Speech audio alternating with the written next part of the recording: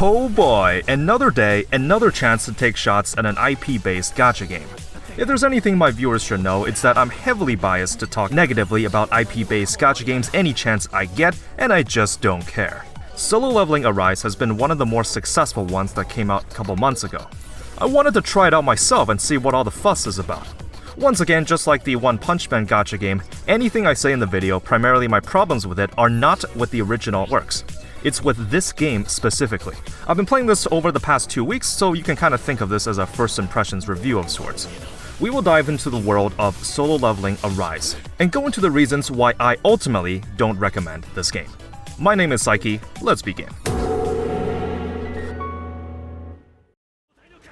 I actually read the original Solo Leveling manhwa up until the Jeju Island arc.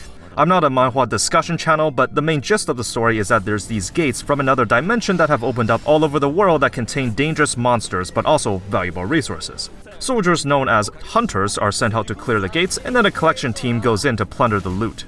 The story follows son Jinwoo, the self-proclaimed weakest hunter in existence.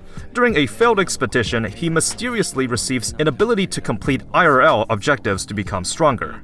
By gamifying his daily life, he eventually becomes very powerful, with the ability to summon an army of shadows to aid him. The general arc goes something like this. Some hunters are struggling to fight against a powerful enemy, and just as all hope seems lost, Jinwoo appears from the shadows and solos the whole thing, showing everyone how it's done. I would describe it around the same vein as the manga series Demon Slayer.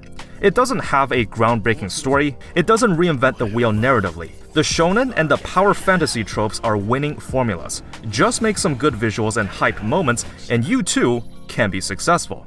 You play as a lowly grunt that's incapable of standing up for himself, but eventually gaining the power to turn into an absolute giga chad that puts everyone that doubted you to shame, gets the attention of all the ladies, shoots up to the top ranks in the Hunters Association, earning you the respect that you've deserved all this time. What's not to like? Arise is developed by Netmarble, which is a major Korean game developer and publisher. They've got some shady dealings, which I know already sets off some alarm bells in some people, but hey, whatever. Let's give the game a shot anyways. The immediate standout for both the game and the original manhwa is the visuals. What I will give credit for is that this game actually began development before the anime did, so the cinematography, the voice acting, and the animated panels are works that the devs had to come up by themselves. It's by most metrics that it's a faithful recreation of the original story. Even though I was familiar with a good portion of the manhwa, there were still some moments where I just thought, damn, he just did that. I was committed to playing until reaching chapter 11 in the game's story, as I heard there's a pretty hype moment in there, so I decided that was my goal for the 2 weeks I spent. I was also impressed by the enemy variety in the beginning couple of chapters. There's like these spiders and golems, all with slightly varying movesets. The environments are shaken up a bit for every gate, and there's a lot of ways to customize Jinwoo's build. If the game was filled with moments just like these, and if it was a $60 single-player game and not a mobile gacha, then I would have wholeheartedly praised it. But you can probably say that about 90% of gacha games out there. Let's start with the gameplay. There are 2 types of levels, one where you must on-field Jinwoo with 3 supporting characters, another where you play as the 3 hunters themselves. Most of the main story chapters will require you to play as Jinwoo though. He can be equipped with 2 different weapons, 2 skills, and even customize them with runes that give varying abilities. During a level, you can use your 3 allies' supportive skills, and later on you can even summon a shadow to your aid. Each weapon comes with a skill of their own. There is a dodge mechanic where if you dodge at the right time, you trigger a state called Extreme Evasion where you're briefly invulnerable. There's no cooldown for this, but there is a cooldown for the number of dodges you can make in a row, so you can't just spam it. For the other level type, you can on-field any of the 3 hunters. They have their own skills and a way to trigger a QTE ability that switches to the next character in line while doing a special move. It's worth mentioning that there is an artifact system with 2 and 4 piece stat bonuses, which can be used for both Jinwoo and hunters. Though each does have their own weapons category, where Jinwoo can't use a hunter weapon and vice versa. I will first address a point that's often brought up in gacha games, not just Arise. That argument is that these games are skill-based. That is not true. In Arise, there is a timer that's present in every level. If it runs out, you don't lose any bonuses or take damage, you just straight up fail the level. Even if you're the best player there is, heading into a fight with level 1 characters and gear can't win you the fight. Even if you dodge everything and execute your rotations perfectly, you will simply lose the DPS race and run out of time. Any timer system in gacha games is there as a soft stat check. Even if you know everything about the game's element system, builds, enemy weaknesses, the game is asking you, have you leveled up your gear? Have you made the appropriate investments? And have you spent enough time grinding for the right resources? Let's compare this to Elden Ring, a game that many would consider as a skill-based game. In Elden Ring, if you head to a late game boss fight with nothing but a level 1 character and a wooden club, if you were skilled enough, you can beat the boss and get the exact same rewards as someone that progressed there normally.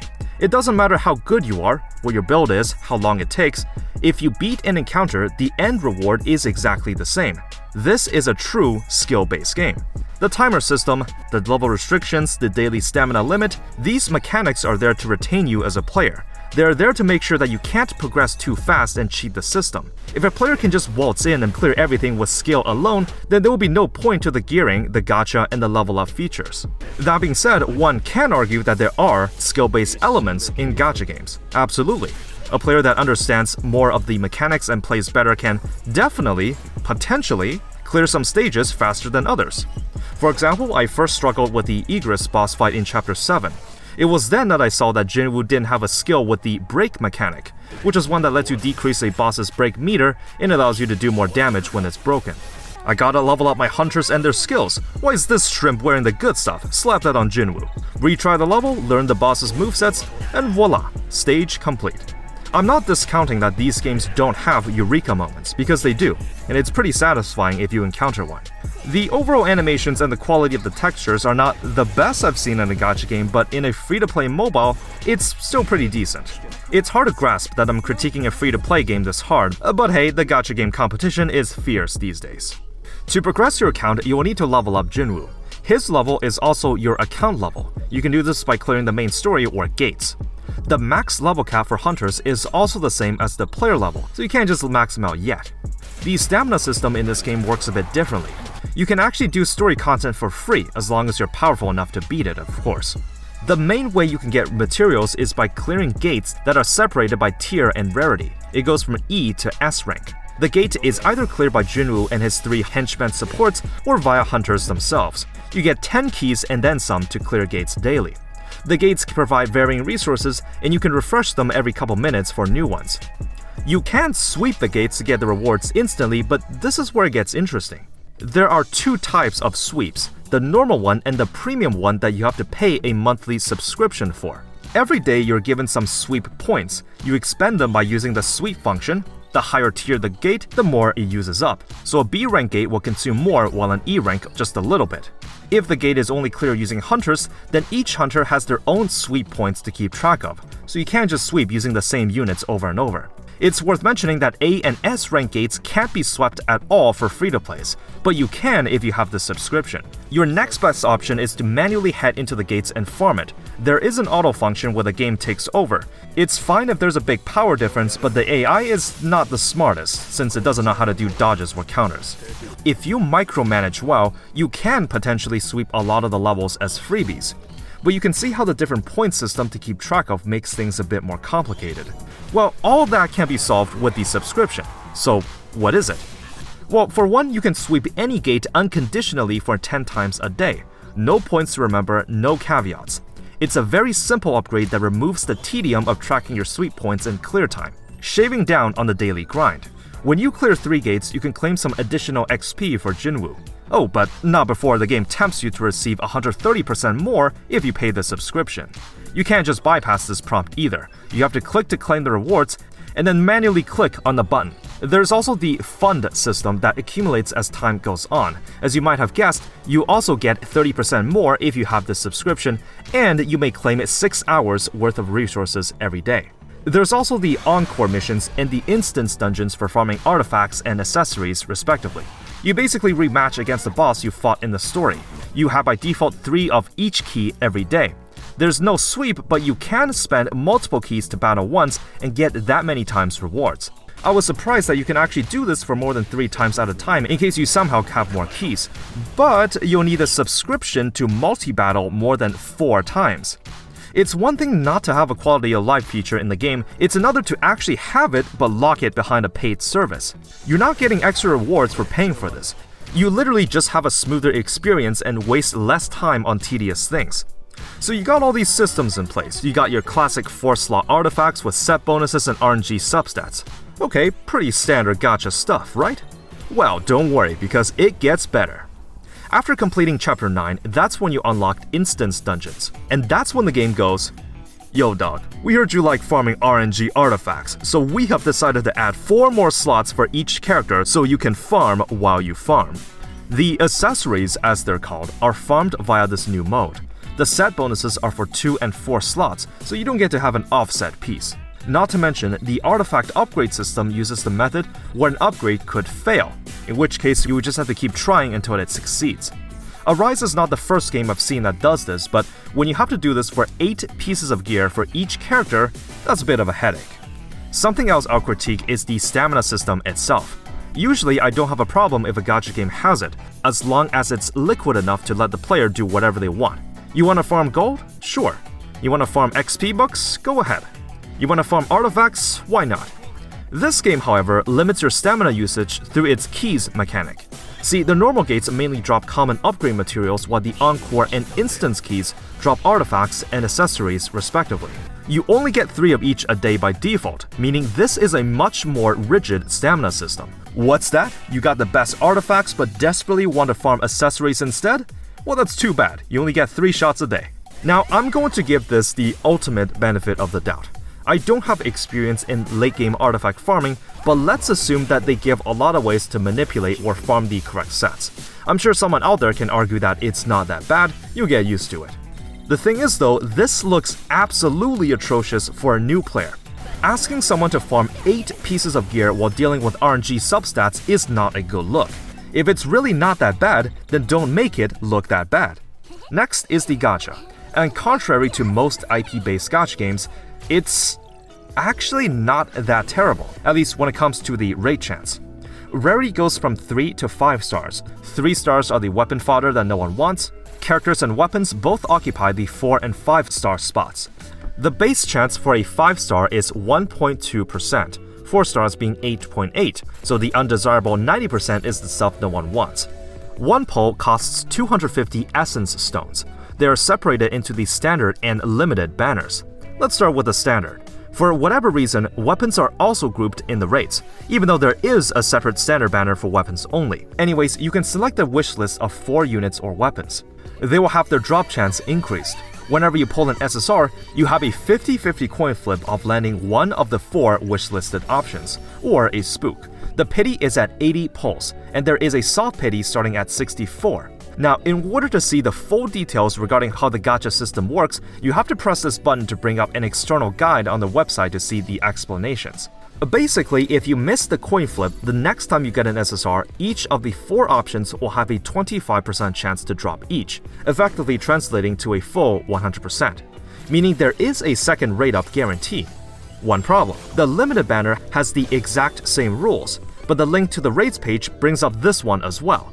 The rate-up character has a 0.6 or half of the 1.2%, so it's also a coin flip system. I was able to confirm via some online discussions that the second rate-up guarantee works the same way here. If you lose the 50-50, the next SSR is guaranteed to be the rate-up. The pity counter will also carry over to the next banner from what I could see. This gacha obviously follows a lot of common practices in the industry, but I just got one question. Does the second rate-up guarantee carry over across limited banners? If I lose the coin flip here, and when this banner expires and the next one begins, do I guarantee the rate-up on the next banner? Well, I don't know, because nowhere in the drop rates the explanations page does it get listed.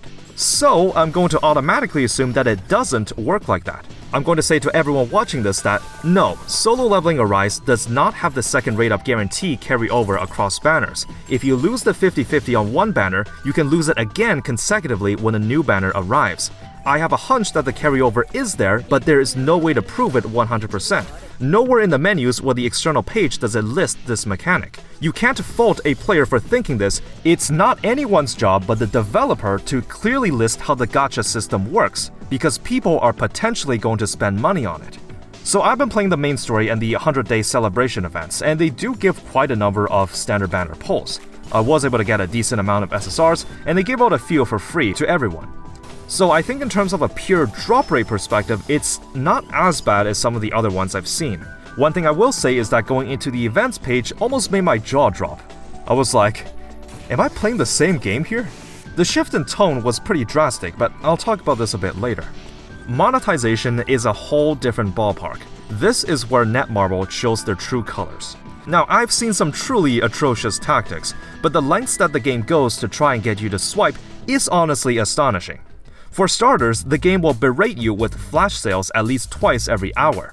It's to the point where they can even interrupt story cutscenes, and you're rewarded for a bit just for checking out the flash sales themselves. For whatever reason, every time you claim a reward, the game has this weird loading screen that interrupts you. I don't know why this is here, since if you have a lot of stuff to claim, this thing just stops you every other second. Let's talk about the subscription services mentioned previously, and this is where it gets pretty wild. So first, there is the special growth support. Not only do you get more XP at every corner, you can sweep any gate 10 times a day, more multi-farm support for Encore and Instance dungeons, and claim 6 hours of accumulated funds. This is not to be confused with the Hunters Association premium subscription.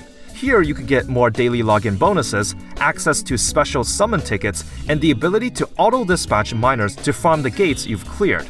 See, by default, when you clear a gate, you have to send out a team of miners to get the crystal currencies inside. You can only send 3 at a time by default, and you have to micromanage them to farm the next 3 sets of gates after the mining is done. But if you have this, miners are automatically dispatched, meaning it's a streamlined process that makes your daily play that much easier. Notice how this quality of life feature is separated from the growth subscription pack. You want all the QOL? You best pay double. Now, what if I told you that there's actually a third type of subscription called the Essence Stone support? Here, you can get a daily chance to get an SSR Jinwoo weapon and some other goodies. For the record, I don't have a problem if a game offers a way to pay a bit more for accelerated progression, like battle passes or 30-day supply systems, as long as they're not done too intrusively. The management fund mechanic is very similar to Nikkei's equivalent, but while you can claim a bit more rewards by paying some gems here, it's not nearly as intrusive of what Netmarble is trying to pull. You will be tempted by the subscription buttons every single time you claim this. What I can't stand also is purposefully locking away quality of life features when you clearly demonstrated that they are possible. We can't just let the free-to-play plebeians get those for free now. Remember, create the problem, sell the solution. This is the very philosophy why these systems are in place and why I will always take a strong stance against IP-based gacha games. Going into the cash shop, well, first I'll just let you breathe in every ounce of those sweet mobile game microtransactions. But here's a kicker. You can get some additional rewards, including a copy of a certain SSR if you make 3 or more purchases in this shop. I saw that there were 2 packs available to buy for 1,500 Essence Stones each for 10 pulls. Since a normal multi would have costed 2,500, that's actually almost 50% off. Pretty sweet, huh? Except when you try to buy this, that's when Netmarble goes, well, we just can't have that. See that little symbol on the side? You need to have the Hunters Association subscription active in order to have the privilege to buy this pack. I look at stuff like this and I'm just subtly being reminded, oh yeah, so that's why the overall gaming community hates mobile games. You don't need to deal with any of this. They do this because they know they can get away with it. IP-based gacha games historically has had low rates and money-gated features. They're relying on the popularity and the emotional attachment that comes from the franchise's fanbases to excuse the monetization tactics they put in. Something they've been doing recently is adding OC characters. Because the main manhwa has concluded, this means the story mode for this game has a definite end too. Unless the artist makes a season 2, of course. Now, as a live service, this is obviously not ideal. You want the players to know that the story is not ending, because that creates enough closure to make some players stop playing the game. One of the main issues with IP-based gachas is that you can't do anything too creative with the existing in-lore characters. If you wanted to make a swimsuit version of someone, you gotta get permission first. What if the original artist doesn't want a character to be portrayed in a certain way?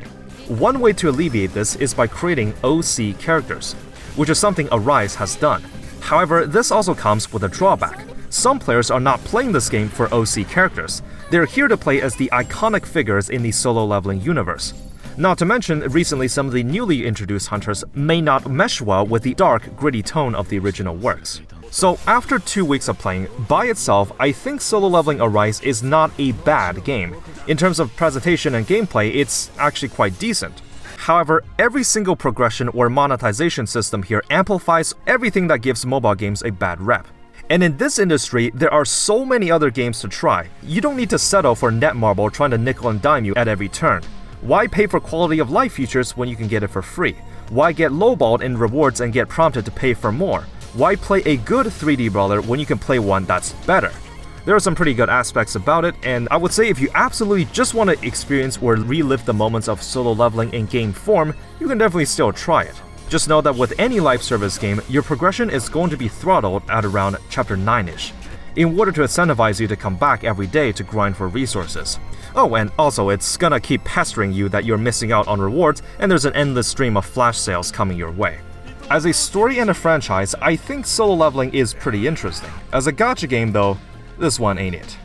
Solo Leveling Arise gets my first impressions rating of skip it. That's it for my extremely biased review of this game. Let me know what you think. I'm sure there will be some aspects I missed out due to not being in the late game, but hey, maybe I'm the one that's overreacting. With reviews like these, I obviously tend to burn some bridges when it comes to sponsorships and deals. Netmarble certainly won't be reaching out to me anytime soon, so if you wish to go above and beyond, I am affiliated with NordVPN. If you use my affiliate link below, I get a cut of the proceeds for any purchases of their services you make. It's completely optional, and it's a way for both of us to benefit. Anyways, if you enjoy gacha-related content just like this, you know what to do. Thank you for watching, and as always, have fun out there.